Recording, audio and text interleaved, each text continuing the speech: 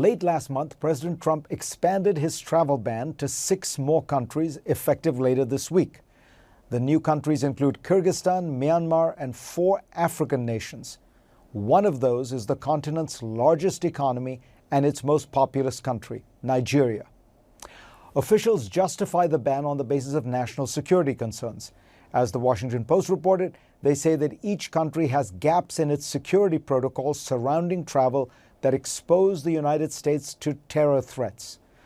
But that argument doesn't really make sense. As the Cato Institute found, no one born in Nigeria, Myanmar, Tanzania, or Eritrea, 4 of the countries, have been responsible for a single terror-related death on American soil between 1975 and 2017. And if the administration were really worried about lax security, it would ban all visas from these countries. But it's only targeting permanent immigrant visas, leaving temporary visas from those countries untouched, which suggests that something else is going on here. Last year, when Trump unveiled a new immigration plan, White House aides told the Washington Post that Trump wanted high-skilled, well-educated, English-speaking immigrants who could assimilate easily and give back to the country. That's an understandable wish list for any world leader. But if that's what Trump wants, he should know that Nigerian immigrants, who make up the largest group of sub-Saharan African immigrants in the United States as of 2017, check all those boxes. They are some of the most educated immigrants in America. According to the Migration Policy Institute, 59% of Nigerian immigrants aged 25 or older in the U.S. hold at least a bachelor's degree. That is nearly double the proportion for Americans born in the U.S. It is also more than the proportion for immigrants from South Korea, China, Britain, and Germany. And Nigerian immigrants tend to work high-skilled jobs. 54% of them are in largely white-collar positions in management, business, science, and the arts, compared to just 39% of people born in the U.S.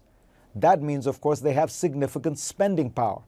According to a new report by the New American Economy Research Fund, in 2018, Nigerian immigrants in the United States made more than $14 billion and paid more than $4 billion in taxes.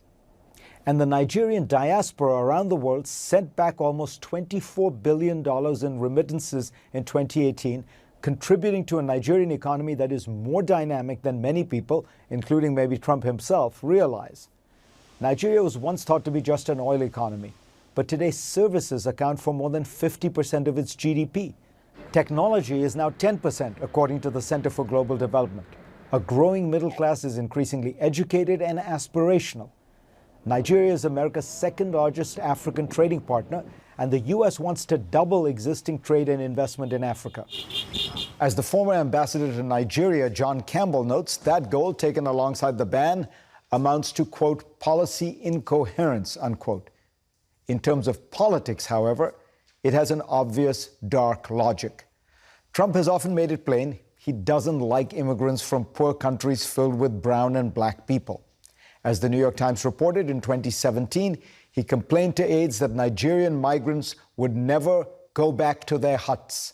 The next year, the Washington Post first reported that in a meeting with lawmakers, he said he wanted more immigrants from Norway and fewer from Haiti and African nations, or as he famously dubbed them, shithole countries. Throughout the 2016 campaign, Trump described Mexicans as criminals and Muslims as terrorists. The Nigeria travel ban reminds us, I suppose, that Donald John Trump is back on the campaign trail.